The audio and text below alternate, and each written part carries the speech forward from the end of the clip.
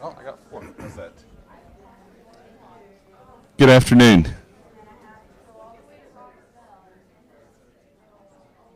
Did you get me? Yeah. Okay, but yeah, that's why I was looking in your eyes. Good afternoon. And welcome. It's all right. We're on live stream, but not in the room. They think that you can hear me without a microphone, and they are very wise. All right. My name is John Emmert. I have the privilege of serving as the Dean of Honors College, and I'm here to welcome you to our annual Meyer Lecture. The Meyer Lecture is offered each year in the memory of a former colleague and his wife, Bruce Meyer and Ildiko Meyer. Dr. Meyer was Dean of Honors College from 1996 to 98, and previously he was faculty in the College of Architecture. His wife earned a master's degree in psychology from Ball State and served as a school psychologist for several community schools through their life. And we're very privileged to have a very special guest today, and I've asked my colleague, Galit Gertsensen, to introduce him to us. Thank you, John. Thank you, Frank, for coming and joining us this afternoon. I'm honored and grateful to present Frank Grunwald to you. It seems that each time I meet Frank, I learn something new. Frank, our meeting at your home a year and a half ago changed my life. You taught me lessons of resilience, of love to music, and of hope. And I will always cherish it in my teaching and in my parenting. You taught me about the human experience, about embodying purpose into our lives. And when you played on that, excuse my language, badass accordion, that was music. You transformed us to another place. And so I think we're about to have another experience like that. And here we are together at another place in time. And within our comfortable seats here, current genocide seems foreign and perhaps dismissible, but it's not. Hate and genocide is raising its ugly face yet again. And as we gather here, innocent people in Ukraine are bombed, slaughtered, buried. What kind of lessons did humanity take from history? The Holocaust and current genocides teach us the dangers of hating each other, of racism, of discrimination, of dehumanization. Our human responses are the ones that may bear the fruit of love or divide. We have the responsibility as parents, as teachers, as lifelong learners, and as humans to teach others the gift of listening, acceptance and inclusion, and for some, even forgiveness. Frank's life lessons, as we are about to hear them, are ones of suffering and loss. But he is here to teach us about bridging those gaps, our cultures, our religions, our intervals. As a community, we're gathered here to hear your story, and I cannot wait. Thank you. Thank you. Good afternoon. Thank you for coming. I guess I don't need it, do I? As Galit says, history is easily forgotten. The history that I'm going to be talking about, that I'm going to try to articulate, is basically the history of my family and the history of what I went through as an 11 and 12-year-old and a 10-year-old. Luckily, my memory is still good. I remember the majority of the significant happenings. I remember them clearly. There is no question in my mind about what happened. I have forgotten a lot of the minute details, obviously, after that many years. I think most of you are here because we are sort of memorializing the biggest, the largest mass murder in the history of mankind. We have never witnessed a murder of 6.5 or 6 million people, all very carefully, very strategically planned. It was not by mistake. It was not an accident. It was very strategically planned and organized very well. I think out of 11 million, total 11 million roughly Jews in Europe, little over 6 were killed, so more than half were killed, including 1.5 million children. I don't think most of the world population realizes that there were 1.5 million children killed during the war, Jewish children, plus, of course, many hundreds of thousands other children as well. But the Jewish children were killed intentionally, not through some accidental bombing or as a result of some peripheral damage to the city, to a city. The other thing that I just want to mention very quickly before I go into the storytelling is that the photographs that you're going to see are most of them are readily available on the internet. They are a combination of German archives from the war, and then later on, towards the end of the war, from mostly American Army archives. So those are readily available. My family photographs are not readily available, obviously. Those are sort of under my control.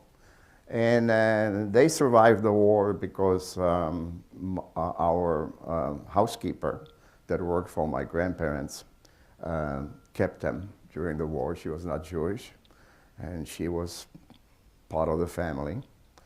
And when we were taken into the concentration camps, she ended up with a whole box of photographs, family photographs, that she then gave us after the war. So you're going to see a lot of, not a lot, but you're going to see a few some critical family photographs of my mother and brother and so forth. In terms of survival, I just want to make one very important point, and that is that the story that I'm going to tell, to the best of my ability, to the best of my memory, the story I'm going to tell is basically a personal story of survival. And the only difference, I think, between my story and other children's stories is that I survived and most of the kids did not, because we all went through a very similar experience.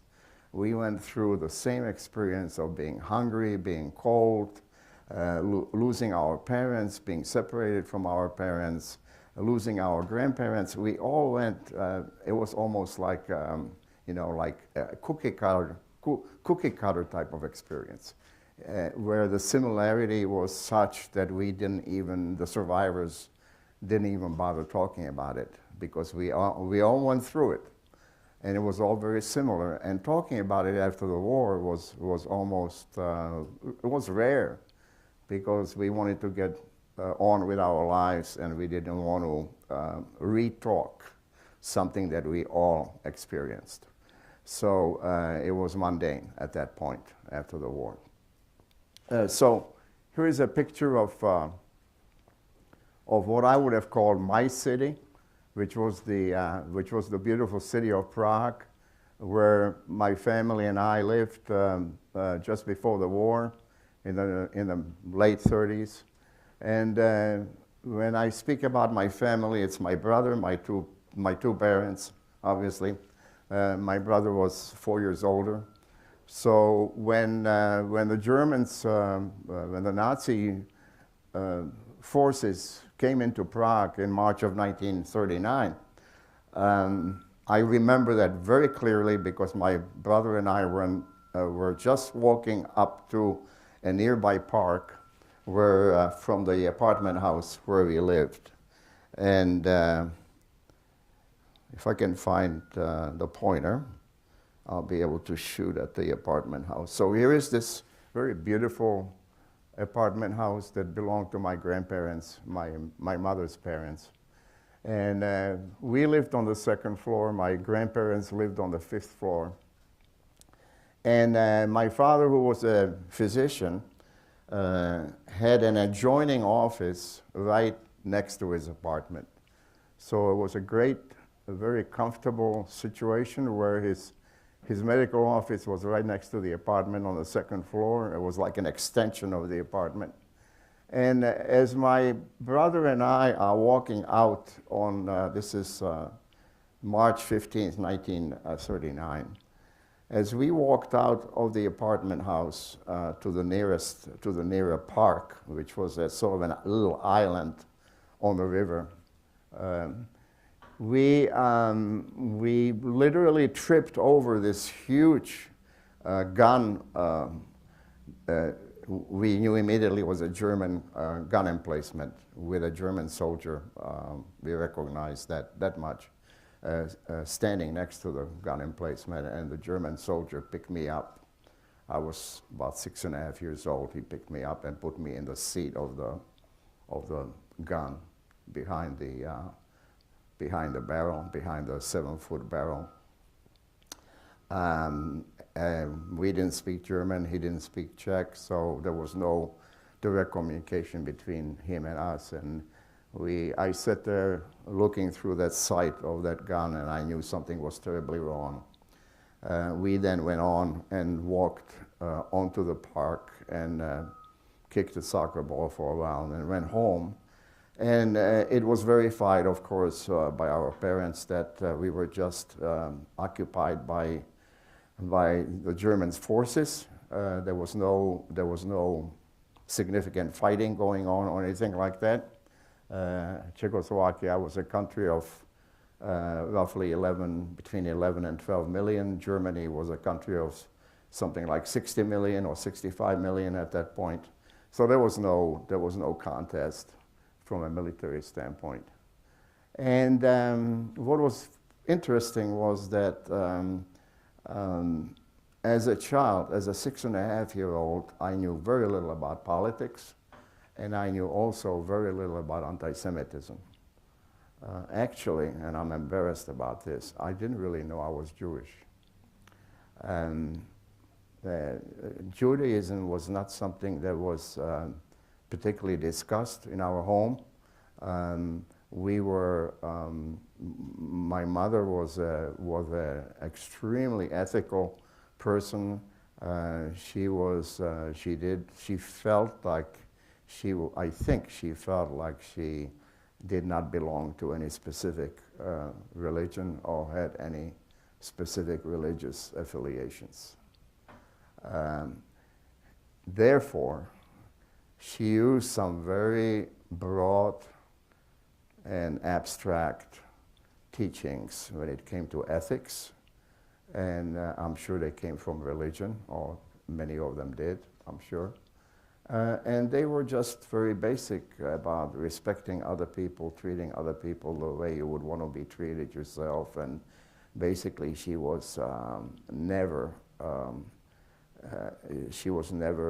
one that would segregate against people on the basis of income or position or political position or color or religion. It was not even a discussion. It was not even something that we were concerned about or discussed. She was one of these people that would say, I will respect everyone and I'll judge them basically by their actions. That's all. That's all I'm going to judge them by. Not by the way they look or by the way they act, by the way they work. I'll judge them what they do and how they treat other people.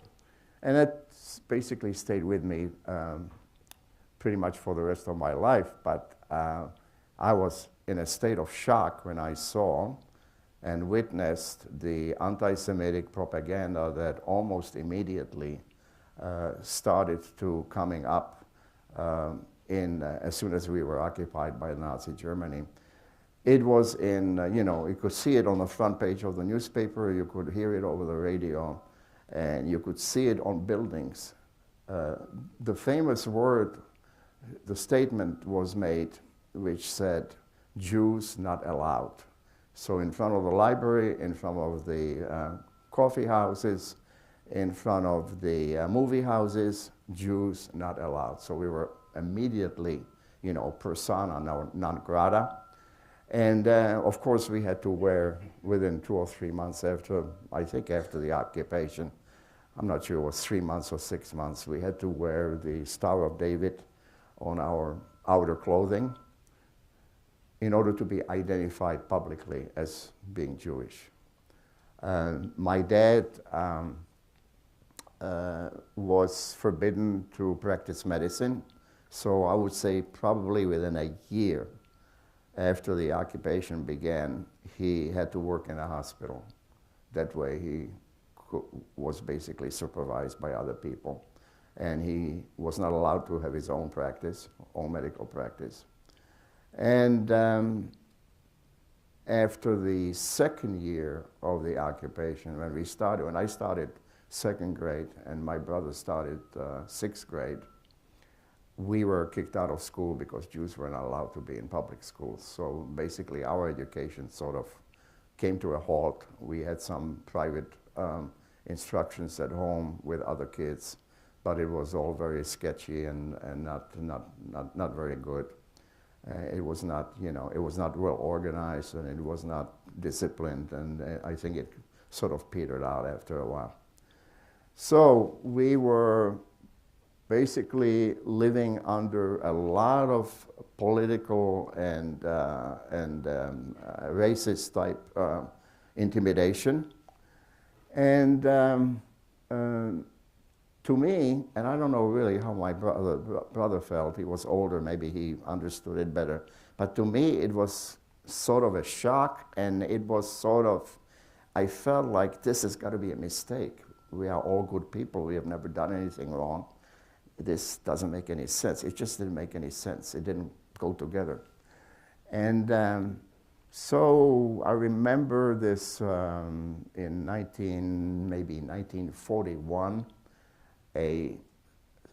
somebody rang the doorbell, and my mother went into the front hall, and it looked like a Secret Service, a Czech Secret Service person came in with a German military person and his wife. So this German couple came in escorted by a Secret Service Czech person. They didn't say hello or good morning or anything, they just walked in. And as soon as my mother realized that they were not courteous at all in terms of even saying hello, she would not greet them either. She basically did not greet them. She had certain standards of behavior that she wanted to basically exercise. And when somebody rings a doorbell and walks into your apartment or your house and don't introduce themselves and even say hello or good morning, she basically ignored them. They went through the apartment, spent about 10 minutes going through all the rooms, including the kitchen. They left the apartment, and then within about 3 weeks we were evicted from the apartment. We left everything behind, the piano, all the carpeting, all the rugs, all the furniture was left behind. Basically, we took our couple of suitcases, everybody took 2 or 3 suitcases, and we moved to a nearby apartment across town that belonged to a very distant family, relatives of ours. Crowded place. Suddenly there were like 6 or 7 people there, and we were there till the summer of 1942. Before I take you to the next location, I want you to know that we were heavily into art and music. So when I said that we left the piano behind, that was a big deal, because there was, sometimes the piano was the center of our activity. Everybody played the piano. My parents were really good pianists, and so was my brother. And it was the time when the young kids, including my brother and I, fell in love with American jazz. American jazz was really important in Europe before the war. The jazz that was written, the Dixieland jazz didn't take off as rapidly and as in such a big way as when jazz slowly transitioned into swing. When jazz transitioned into swing, and young people and middle-aged people could dance to it, that became a fever. It was a jazz fever. Those are, of course, the Germans. Of course, the Nazis hated it. They spoke strongly against it, but secretly they danced to it and listened to it. So it was all a political cover-up, obviously. Jazz could not be suppressed in Europe, and jazz was even played in concentration camps and ghettos. So going back to this little apartment, we were suddenly we were separated from music and from the instruments, and we were suddenly invited to, or requested to appear at one of the local railroad stations, not the main railroad station, but a side smaller railroad station in Prague. The reason for that was the Nazis didn't want to expose the visibility of 1,000, 2,000, 3,000 Jewish people, families being transported somewhere. So they chose this relatively small railroad station in Prague. We were put on a train, and again, with just a couple of suitcases each. There was a limit to how much you could carry. And we were taken into the ghetto, which in Czech was called Terezín ghetto. And I have a picture here. All these pictures are authentic. Here's a picture of people, Jewish families walking from the small railroad station in the town of Terezín, walking into the Terezín proper, into the ghetto itself. And Terezín was one of these medieval towns that was converted into a ghetto, and one of the reasons why it was converted into a ghetto was because it had this 12 or 14-foot wall around it, and it made an ideal prison. So now you could put, 14,000, 16,000 people in a small town where there was originally 10,000 Czech people.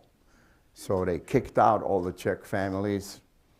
These people lost their homes, they lost their schools, they lost everything. They kicked them out, basically converted it into a Jewish prison. Everything in Terezín was mediocre. It was like, Terezín was like a lesson in mediocrity. What we had was, I'm losing my pointer here, but what we had was, we were immediately separated from our parents, and our parents were separated from each other. So the women could not be with the men. The husbands could not be with their wives. They were in male barracks. The women were in female barracks. My brother and I, at this point, at this point I'm about 11. My brother is about 15. We are in this school that was converted into a boys' school, L417. So L417 was just a small, I think it was a middle school that was converted into a boys' dormitories. And here is the actual picture of the inside of the boys, one of the boys' classrooms that was converted into a dormitory. Now we had no place to put any clothing. We had no furniture, basically. I have these bunk beds. And we were put on a fairly serious starvation diet. The food was really terrible, and there was never enough food. And I never saw an apple a piece of fresh fruit or a piece of fresh vegetable while I was in Terezin. It just basically what we had was maybe some vegetable soup for lunch and maybe some more soup in the evening and maybe a slice of bread with margarine. But that was basically the diet that we were stuck with. There were no stores. There was nothing you could buy anywhere. There was no schooling, no formal schooling. We had some very impromptu, very casual lectures and get-togethers in the morning with a couple of older, maybe 22, 23-year-old men who were discussing maybe history or sociology with us or world history, but there was really no formal education that we could call it as. I spent a lot of time sketching and drawing in Terezin because sketching and drawing was my hobby, even at an early age than that. I started when I was about 5 or 6. So here at 11, I would be going out with a pad or with a piece of paper and a pencil. It's just sort of faded after like 75 years, but found this sketch in one of the children's museums, either in Terezin or in Prague. Somebody found it because it had my name on it. And it is a sketch that I did at the age of about 11 of the old brewery in Terezin, old beer brewery in Terezin. At least that's what it says at the bottom of it. And I remember vaguely doing that. Now in Terezin, Terezin was a total fake in every way. Everything was phony in Terezin. What happened in Terezin was that there was a lot of information, obviously, that was kept from the children. Intentionally, the parents would keep a lot of information from us in order not to scare us or not to intimidate us with negative stuff. In Terezin, I'm in my room, and one of the kids walks in, and he's very upset, he's crying, and I'm talking to him, I'm sort of interrogating him. I said, "What is going on? What got you so upset?" And he says, "Well, I just heard that my grandmother is in a coma." And I said, "Well, what happened?" "Well, she's in a coma, and my parents don't think she's going to wake up. She apparently took a bunch of sleeping pills." And I said, "Well, what do you know why she did that?" "Well, she was apparently told that she's going to be put on a transport east." And I'm thinking, okay, this is something new. So east is Poland. And this is the first time in Terezin that I heard as a child that there are people that are being transported from Terezin to other places somewhere in Poland. And sure enough, after the war, of course, we found out that there were over 100,000 Jewish families, Jewish individuals, transported to extermination camps in Poland, and most of them didn't make it. While we were in Terezin, we had no clue that this was going on. Sure enough, my family was told in December of 43, December of 43, that we need to assemble at the railroad station in Terezin. Again, 1 or 2 suitcases each. We get to the railroad station, we are put on a train, which is a train that was designed to carry cattle. It was a cattle car train, basically. There is roughly 2,500 people on the train. There is another train following us either the same day or the next day with another 2,500 people. So a total transport of 5,000 people, roughly. We travel for 2 days. We have no food. We have a bucket of water in the train, in the car.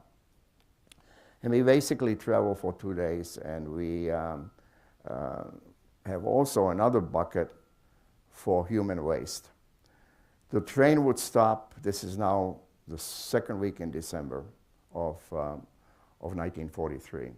The train would stop every 4 or 5 hours, and people would go outside and they would relieve themselves if and when they could. And then would get back on the train would continue for 2 days. This is very cold winter of 43. And we end up at a railroad station in the middle of the night. This is perhaps around 11 or 12 o'clock at night. We end up on this platform. Unfortunately, I don't have a picture of a night, approach here. This is obviously taken during the day.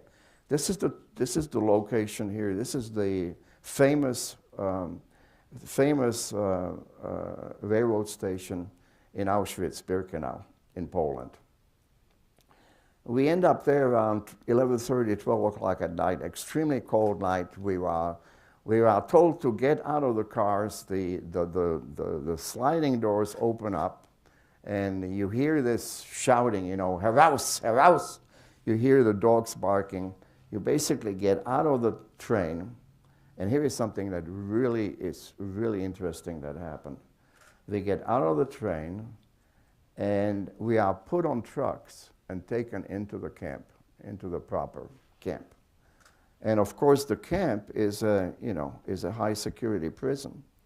And in the camp, you basically, as you are approaching the camp,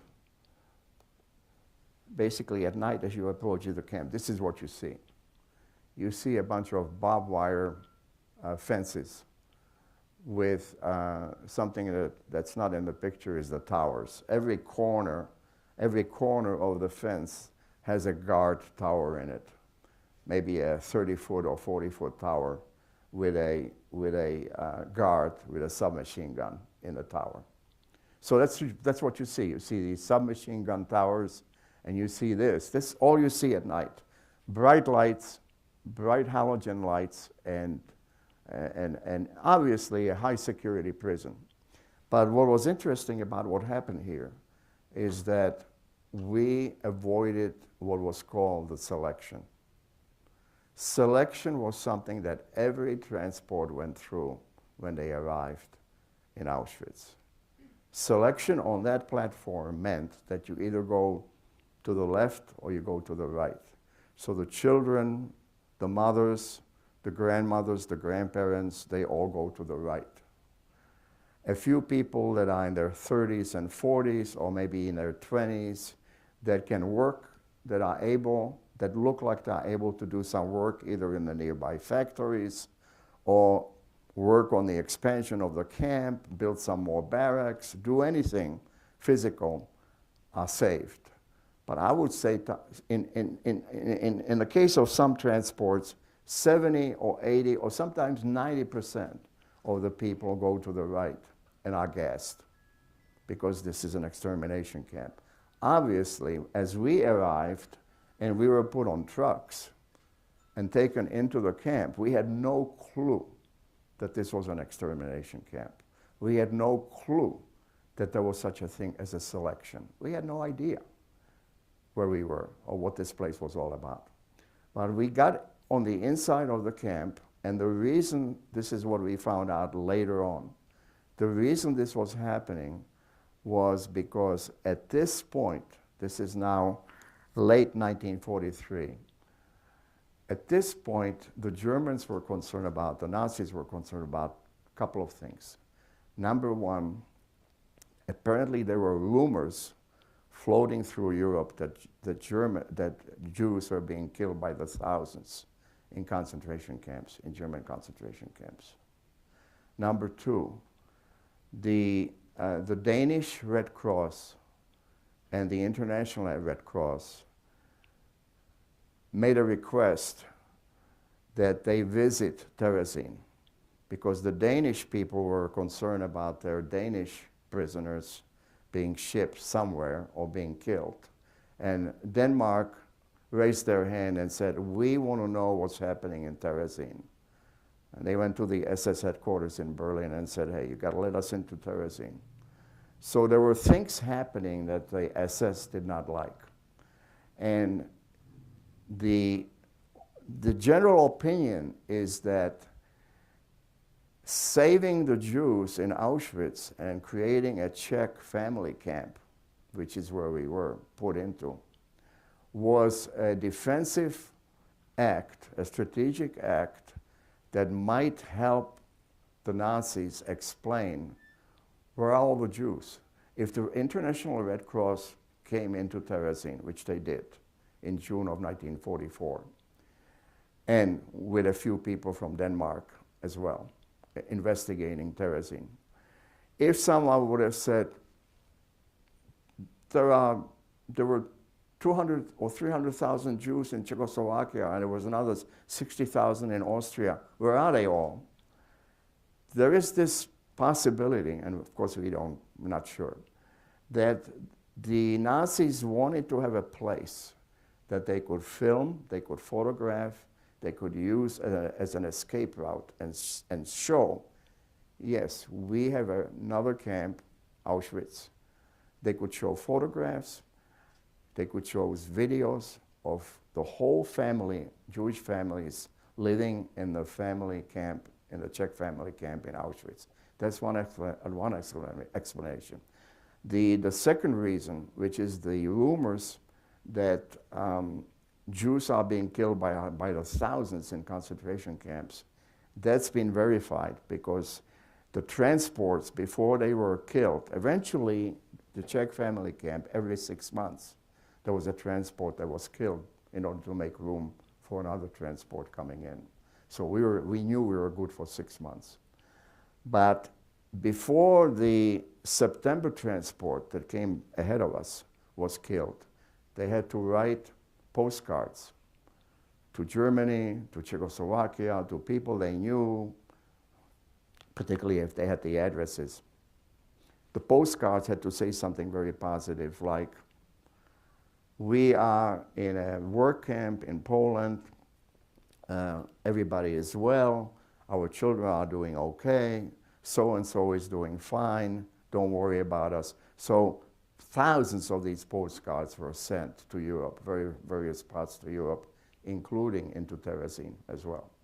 So we have a bunch of reasons why we think this Czech family camp was established in Auschwitz, but we're not sure. We don't know for sure that this was the major reason. It was a great thing for us because we were good for at least 6 months. We knew that we were on a 6 months timetable because every transport that came in had a signature assigned to it that said, well, in German, special handling. This was basically done in German. So we knew, because we were under the cover of special handling, we knew that we were good for 6 months. When we arrived there in that Czech family camp, we were immediately on a super hunger diet. I mean, we were just starving. We typically got 2 pieces of bread and 2 bowls of soup a day, and maybe some artificial coffee or tea in the morning. That was it. I mean, it was like an 800 or 900 calorie diet per day, which was unsustainable, basically.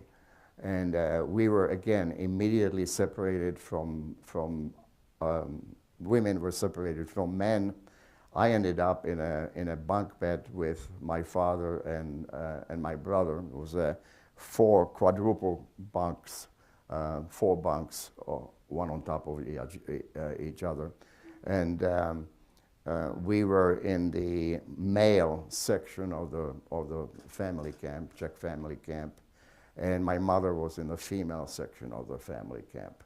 So I believe that at that point, there was a September transport there that came before us, about 4 months before we did. Then there was the December transport, which was us. So roughly 10,000 people in the Czech family camp at this point. Just to give you an idea here, this is a view of the interior, typical interior view. You can see the bunk beds on the right. The upper bunk bed, the very one at the top, which was the level 4, was the best one. Even though we had to climb up there, it was the best one for 2 reasons. Number one, you didn't have anybody on top of you. So from that standpoint, you were safer from having stuff dropped on top of you. And secondly, it was the warmest because it was up close to the, up towards the roof. And of course, the heat rises, so it was the warmest, and everybody was freezing. Just to give you an idea what, see if I can, what a small segment of Auschwitz-Birkenau looked like. This is a part of the new section of Birkenau. This is an aerial photo, and every 2 rows of barracks, so every double row of barracks is one camp, is a separate camp. So the Czech family camp basically was 2 rows of barracks and then separated by a highly electrified fence from the other camp. The other camp next to us was the Gypsy Camp. There was about 10 or 15,000 gypsy families right next to us. And what happened in the first couple of days was really interesting because we were taken through the showers. Our clothing was taken away from us. We were given some striped prison clothing, all cotton. We were given everybody was given an army blanket, 1 wool army blanket. And we were sleeping on straw. We didn't have mattresses. We were sleeping on straw, no pillows, of course. And so everybody's freezing, everybody's cold. We were tattooed. Everybody got a tattoo number. My number was 169,057.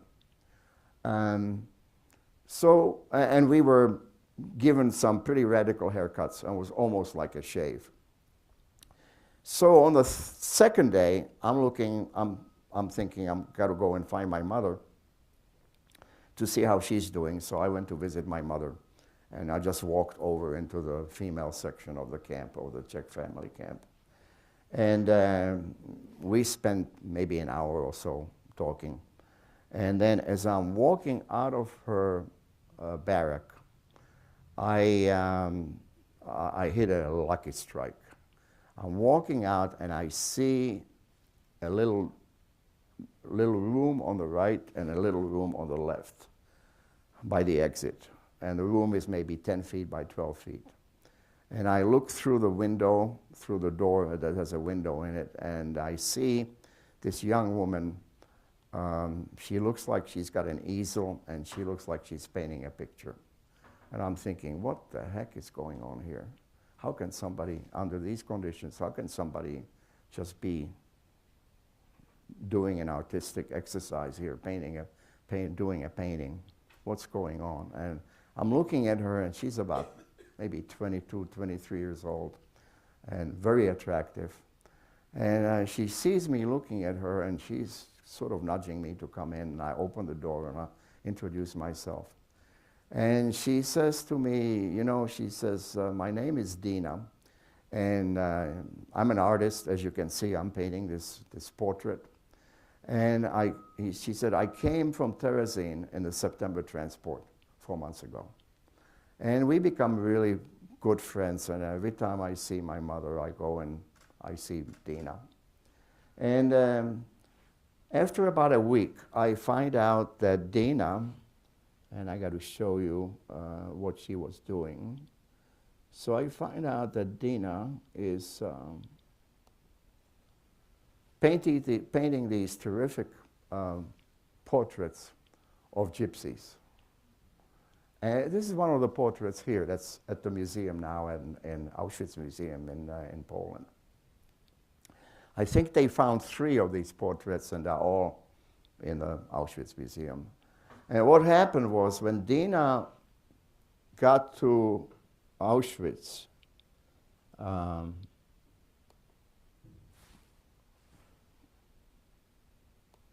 And Dr. Mengele, who was one of the medical doctors, the famous angel of death, one of the medical doctors in Auschwitz, also responsible for the Czech family camp and also responsible for the Gypsy Camp.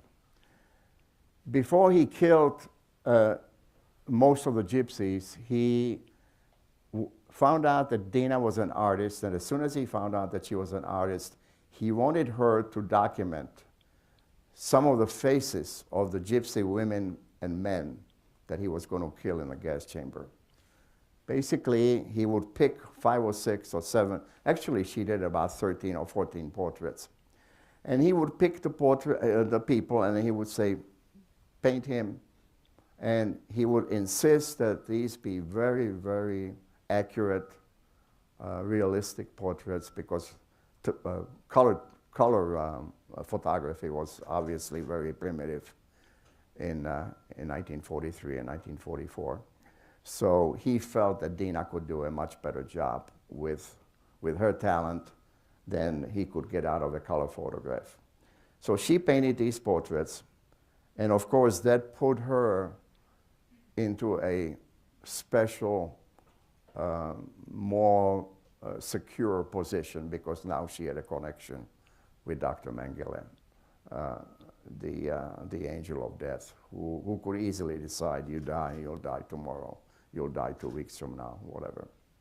So after about a week or week and a half of me visiting Dina, she said to me one day, would you mind if I introduce you to my boyfriend, Willy Brachman? And I said, well, who is Willy Brachman? Well, he's a good friend of mine, she said, and he is German. He's not Jewish. He's a prisoner. And he's in charge of the Czech family camp. He's like the big kid on the block. He's in charge of that whole camp. And basically, the SS wanted to deal with a German. They didn't want to deal with a Jew. So they picked Willy Brachman as being the representative of the Czech family camp.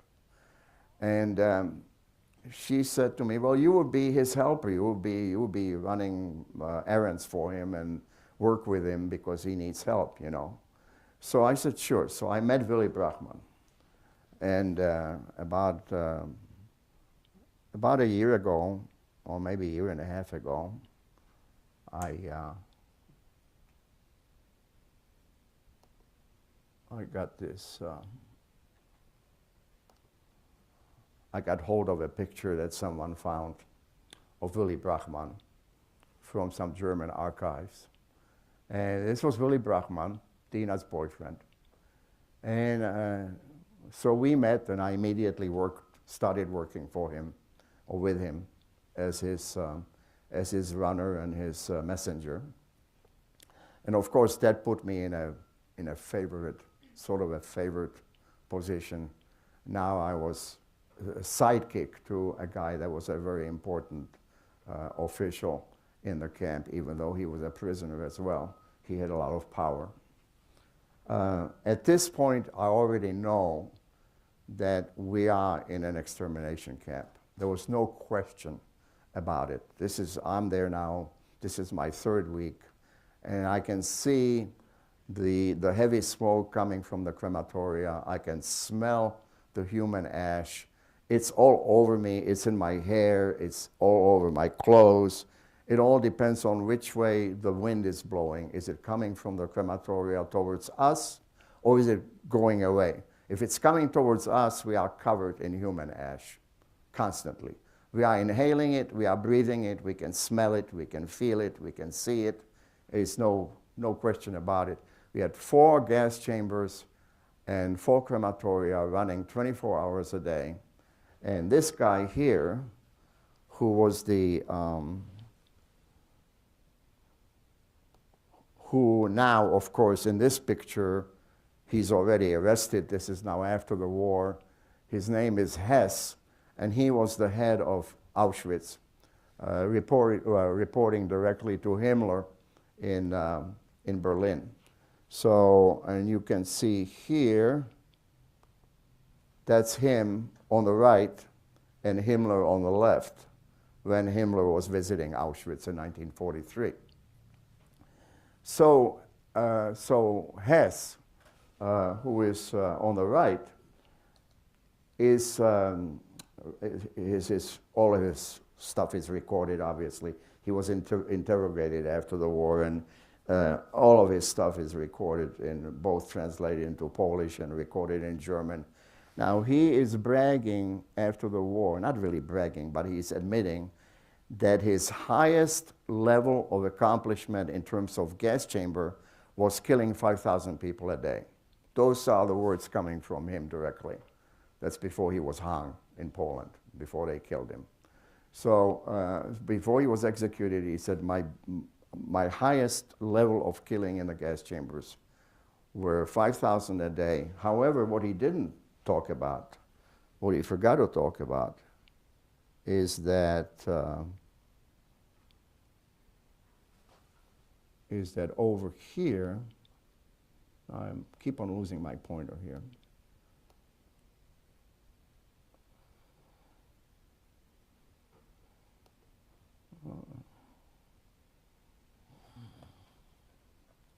I have a picture here that you need to see, and you'll see it in a second here.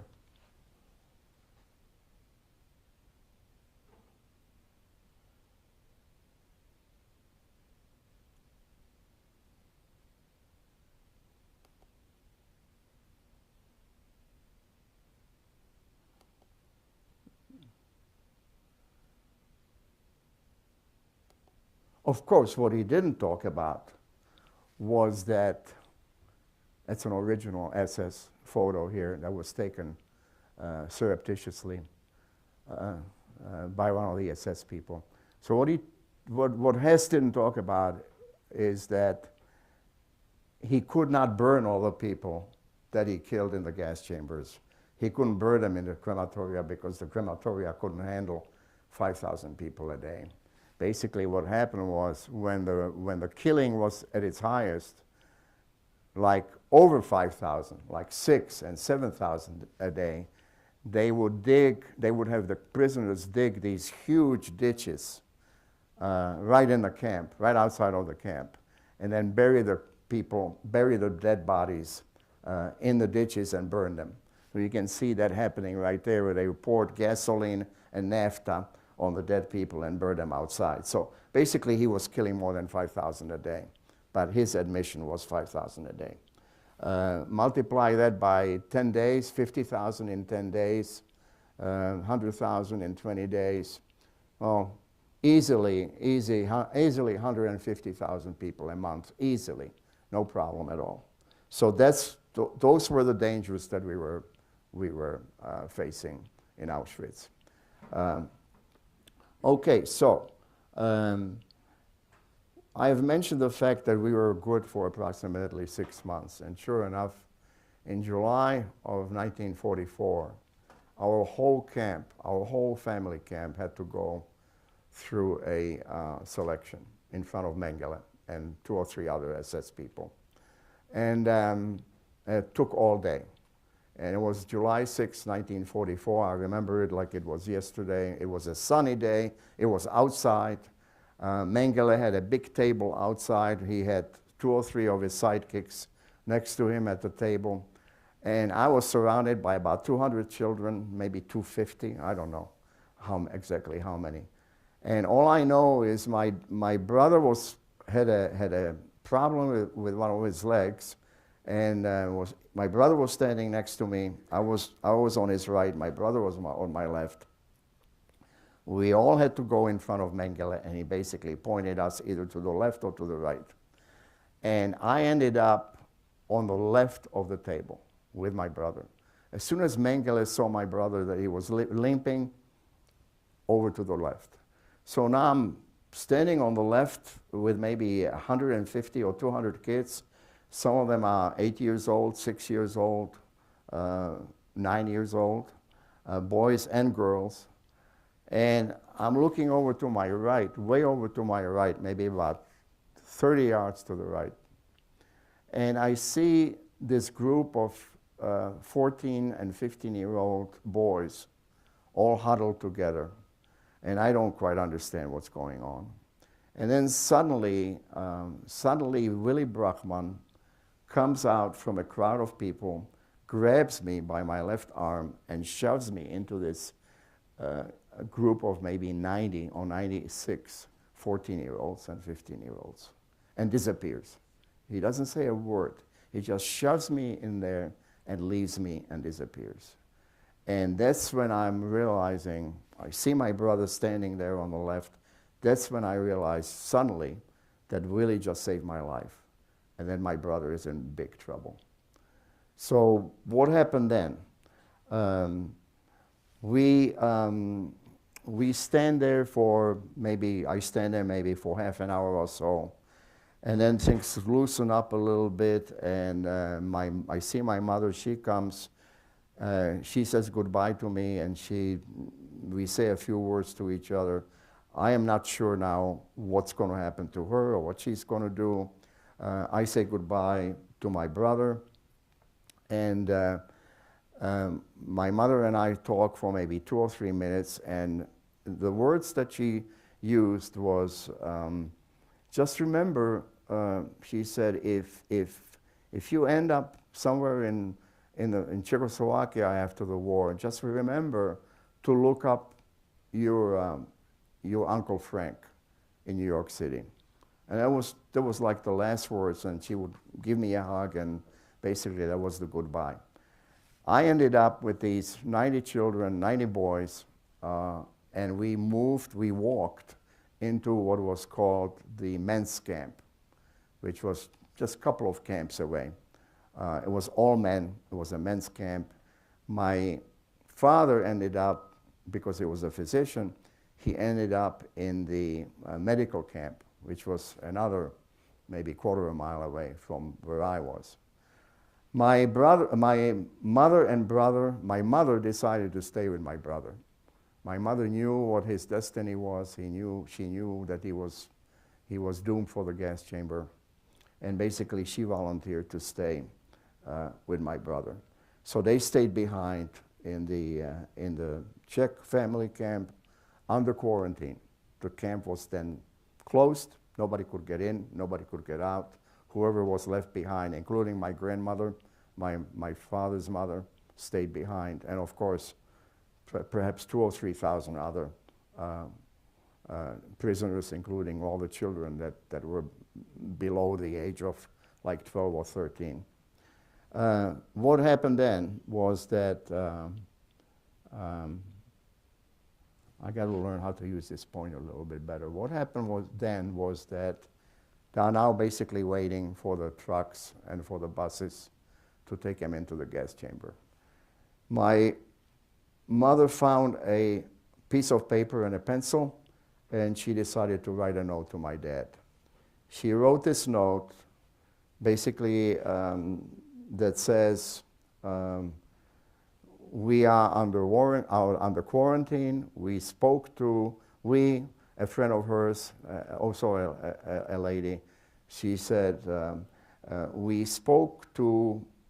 questioned Willy Brachman, and Willy gave us no doubt as to what our future is going to be, what's going to happen.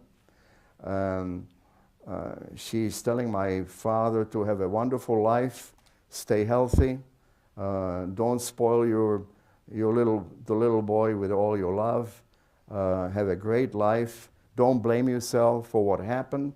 You tried to do your best, meaning to get out of Europe before the war. So it was our destiny.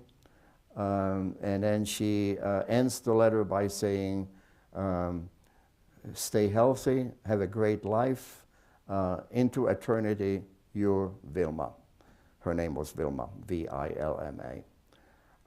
Basically, she gave this letter about an hour or so before she died to a guard.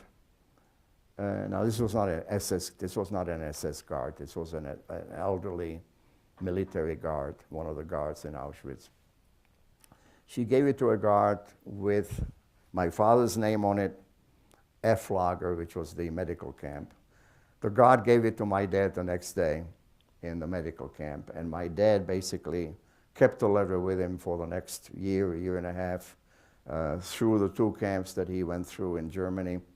And then kept a letter with him through the rest of the war, brought a letter to Prague after the war, and kept a letter all the way to his death. And then I inherited the letter basically after my dad passed away in 1967. 3 years ago, I gave the letter to the Holocaust Museum in Washington, D.C. It's a significant document. The National Memorial Holocaust Museum does not have anything like this that's written by a prisoner just minutes before they were killed. So it's a very important, very rare document. So that's part of the Auschwitz, that's my part of the Auschwitz lucky survival. My dad was transported out of Auschwitz in October of 1944. I saw him walk out with perhaps 2,000 or 3,000 other prisoners. He was put on a train and shipped to Germany. He spent the rest of the war in Germany in a couple of camps, and then he returned to Prague after the war. He got there before I did. And I was put on a death march with another couple of thousand prisoners in the first week of January of 1945. So I was in Auschwitz all the way through all of 1944 into January of 45. And I was walking with a bunch of people. A couple of them became my good friends. There were two Polish dentists that sort of put me under their wings. And we were on this 2-day death march. Now, for the ones that don't know what a death march is, basically a death march is based on the fact that if you're walking for 2 days without food and water. Basically, what you do is you eat snow if you're thirsty. So you're basically walking for 2 days. You have no food. You have virtually no water. And once you can't walk anymore, and you start dragging yourself behind the rest of the people. You're walking typically in groups of 100 or 150, and then there is a space. And then there is another 100 or 150, and a space. So once you start dragging yourself and you end up in the space, you get shot and thrown to the side of the road. So that's a death march. So I'm walking and I see these dead people on the side of the road, all basically either covered half by snow or pretty much exposed on top of the snow. And on the second day, I'm realizing that I'm hallucinating. And I know I'm sort of falling in and out of my brain is not working properly. And the reason I know I'm hallucinating is because I'm walking through this Polish little town, and I'm reading the signs on the storefronts, like a bakery or a meat market. And I'm reading them, and I'm transposing them from Polish into Czech. And I'm reading these signs like bakery, and I'm reading it in Czech. And basically, I'm hallucinating that I'm in Prague, that I'm home in Prague. And I turned to the fellow walking next to me, one of the Polish dentists, and I said to him, hey, I can't walk anymore. This is it. Oh, no, you got to walk. And these two guys really made me walk. They forced me to walk. So they saved my life. And we made it to the railroad station, which was in German called Gleiwitz. It was a Polish railroad station. I don't know what it's in Polish, Gleiwitz or something like that. And it's a big town, Gleiwitz in Poland. And they put us on open cars. These are open coal cars for transporting sand or coal. And we are in these open cars, and we travel to Austria from Poland, basically, through the Czech Republic and into Austria. And as we travel through the Czech Republic in these open cars, we end up in a small Czech town. No, not that small, but in a medium-sized Czech town. And some women are just coming from the market, and they see us in these open cars, and they start throwing food into the open cars. However, most of the stuff we couldn't eat. Like we would get a bag of sugar, or we would get a bag of flour, or we would get some raw potatoes. And I ended up with a bag of lemons. You know, so, I mean, what do you do with a bag of lemons? So we had some sugar, we had some lemons, and when the train stopped to pick up coal for the engine, and we could get out into the snow, we got some snow, we had a pot, we got some snow, we used some sugar and some lemons, and we made lemon ice. It was wonderful. It was really fantastic. So we ended up in this little town in Austria. And this is the town of Mauthausen, Austria.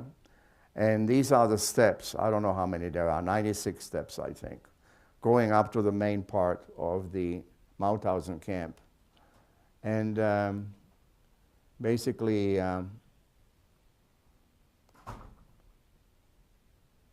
Mauthausen is a nightmare.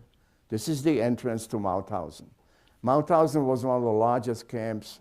I think it was built in the 1930s, mid to late 30s. It was one of the largest camps in Austria. And what happened in Mauthausen was that in Mauthausen, there was this big quarry, this big stone quarry. And they, the SS would have the prisoners work in the quarry, and that was one way of killing the prisoners. You just work them to death in the quarry. You just don't give them any food, don't give them any water, just make them work in the quarry, make them carry stones, and if they can't work anymore, just shoot them.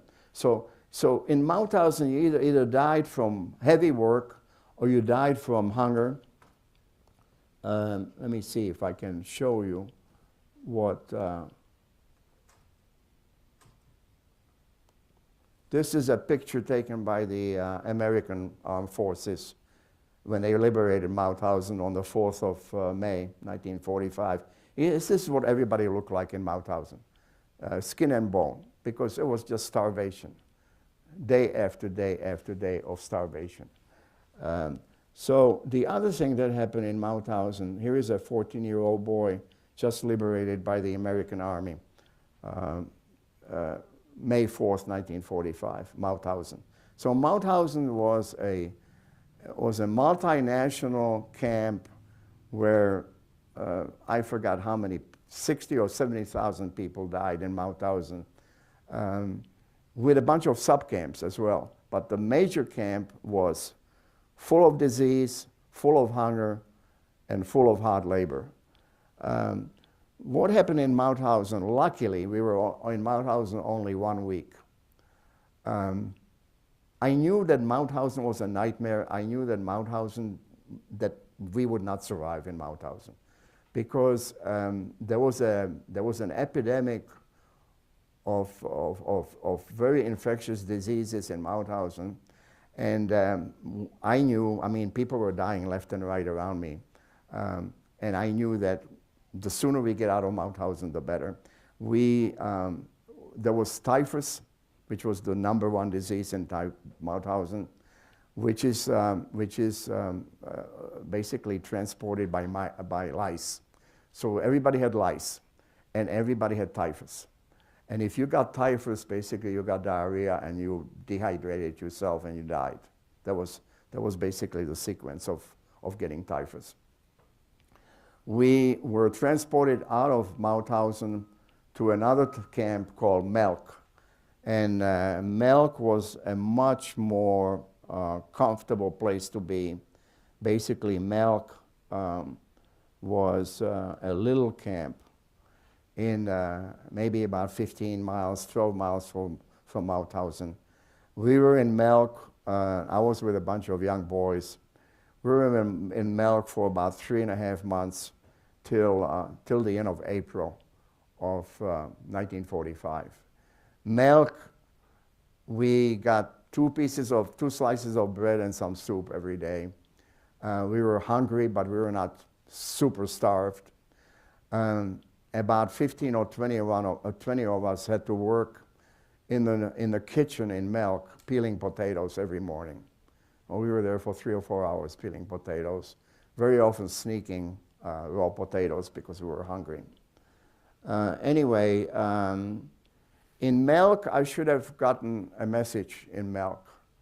I saw a P-51 Mustang, which I didn't know that it was a P-51 Mustang, but now I know what it looked like, and I remember it. I saw a P-51 American Mustang attacking one of the guard towers in Melk.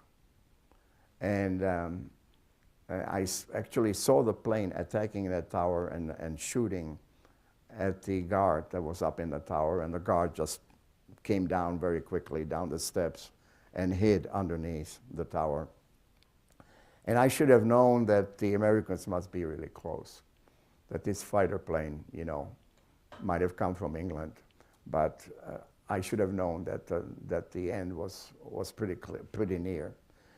From Melk, as the American army started coming closer and closer, we had the bad luck of being taken, having to walk back to Mauthausen, but this time we were in these tents in Mauthausen, outside of Mauthausen. This was the so-called tent camp in Mauthausen. And I guess the reason for being in the tent camp was because Mauthausen must have been full up to capacity. And they put up these big army tents, and we were in one of these big army tents that had no side walls at all. They were just open on the side, so we were like outside. It was raining, we were up to our ankles in mud, and we were sleeping in the mud. And in the tent camp, I suddenly realized that either somebody took my soup dish, or I lost my soup dish. I didn't have my soup dish, my soup bowl, which was a little aluminum bowl. And I panicked. If I don't have a bowl, I'm not going to get any soup. That's the only food I'm going to have for the whole day. So I saw this body on the ground in the tent camp. I saw this man lying on the ground, and I figured he must be dead. He's lying there. And I saw that he had a soup bowl next to him. And I figured, well, he's dead. He doesn't need a soup bowl. So I bent over and I tried to take the bowl from him, and it was tied to his belt by a piece of rope. And I couldn't get it off him, and I really jerked on it and tried to rip it off. And I woke him up. He was not dead. And I woke him up, and I now have the soup bowl, and he's standing up and he's chasing me around the tent, around the ground of the tent. And then I'm embarrassed because, you know, I would have never taken it from a person unless they were dead. So a guard stops me, and I hand the bowl back to the prisoner. Very embarrassing. But I did find a bowl somehow, somewhere I found a bowl, and I got my soup that day. So basically from the camp, from the tent camp, we are now walking on another death march. And you can see Mauthausen on the upper right. And then if you go west, southwest, there is a small town called Gunskirchen. And so we are walking about 22 miles from Mauthausen towards Gunskirchen. And here is what I was told after the war. This is from German records that were found after the war. This is not verified, but one of the stories is that they were walking us to a place called Abensee. Abensee is I don't know how I would translate it, maybe the evening lake. So Abensee is a big lake in Austria with caverns near the lake, deep caverns near the lake. In the Abensee caverns, the SS and the Germans were building parts for airplanes, for aircraft. And they had prisoners apparently in those caverns building these airplanes, or parts of airplanes. The story is, it's not verified, that they were walking us down to Abensee, which would have been another maybe 15 or 20 miles, and that they were going to shoot us in the caverns of Abensee. We never made it to Abensee. They dumped us off in this little town of Gunskirchen, and there was a camp in the woods that was obviously done very quickly as a provisional quick camp to put prisoner into. The camp was only 3 or 4 weeks old, maybe a month old. It was nothing but a hole in the ground. Basically, it was maybe 6 or 7 acres surrounded by barbed wire and a barbed wire fence. So they dumped us off in this camp in Gunskirchen. And we were there for 5 days. We got a piece of bread and a bowl of soup the first 2 days. The third day, no food, no soup, nothing to drink, no running water. So we were basically day number 3 without water, day number 4 without water. And day number 5, I'm thinking, if we don't get some food or water, we're not going to make it. This is it. Because I knew well enough that I cannot make it without food or water after this many days. And on the 5th day, this is now the 3rd day without food or water, we were outside, sleeping outdoors. I was with a friend of mine, Michael Krause, and basically we looked something like this here. I lost the pointer again. Here we go. So here is a picture taken when the American army walked into the camp, into our camp. So everybody's outdoors, and about half of the people are dead already. This is it right there. It's a real picture. It's a real photograph of what we look like. So on the 5th day, I wake up and I'm under a blanket with Michael Krause. We made a little tent using some branches of the pine trees, and we used another blanket to cover ourselves. So we are now in this little man-made tent, and I hear submachine gun and machine gun fire. It's around 6 o'clock in the morning, and it's light already. And I'm thinking they must be shooting the prisoners. It's got to be it. What else could it be? And then about 10 minutes later, I look up towards the hill next to me, and there are 3 or 4 guards, military guards, standing up and holding a white pillowcase. Looked like a small white sheet or a pillowcase. They're sort of standing in a huddle. And I'm thinking, what the heck is going on here? And then within maybe 30 seconds, I see the first GI, American GI, walk into the camp. And of course I knew that's it, the war is over for me. And of course we were then, took a while, but we were taken down to the main road.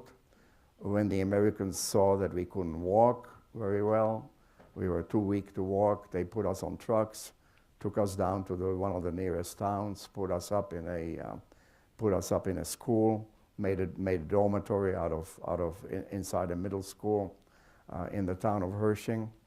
And we were there, I was there with maybe 15 or 20 Czech boys for 4 weeks, at least 5 weeks. Because first of all, we had to get stronger. We were on the American Army diet, American kitchen, Army kitchen diet, and we got slowly stronger and stronger, and we could walk, and we could take walks and basically exercise a little bit. But we had trouble getting transportation. There were no buses running, there were no trains running on a regular basis. And 3 of the kids that I knew, 3 of the boys, jumped a freight train and got to Prague on a freight train. And when my dad came back to Prague and was looking for me, he found out that there was a couple of boys in a hospital in Prague that just came from Austria. He went to that hospital, and sure enough, they knew where I was, and they directed him to the small school in Hershing, Austria, and he drove there the next day and found me in that school. So that was that's how we got reunited with my dad. And the other thing that I just got to show you here is a couple of pictures. One of them is Dina. of course, who introduced me to Willy Bruckmann, her boyfriend. She survived the war, and she eventually immigrated to the United States and worked for a couple of film studios as an illustrator. She married, had a couple of children, a couple of daughters. My wife and I visited her about 15 years ago. She was living outside of San Francisco. Here is a picture of my brother and me. My brother is about 10, and I'm about, well, he's about 9, and I'm about 5 in that picture. And then here's a photo of my father, the physician. Here is a picture of my mother and me. I'm about 5 in that photo. She's about, maybe 30, 29 or 30. And then here is a picture of me when I got to Prague that was probably June, late June or early July, 1945. So that's the story of my survival and what happened to my family during the war. Thank you.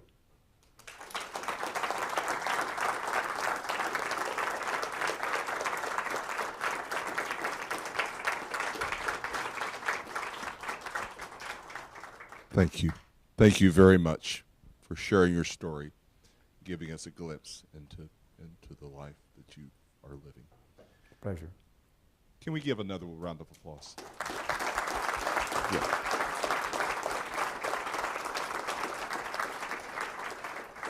Let me also say thank you to each one of you to come out today to be a part of this important conversation. The residents of Doherty can continue this conversation. There'll be an after talk for the residents of Doherty, and I believe it starts at 6. And thanks to those residents for also organizing that piece of the event. And thank you all for coming today.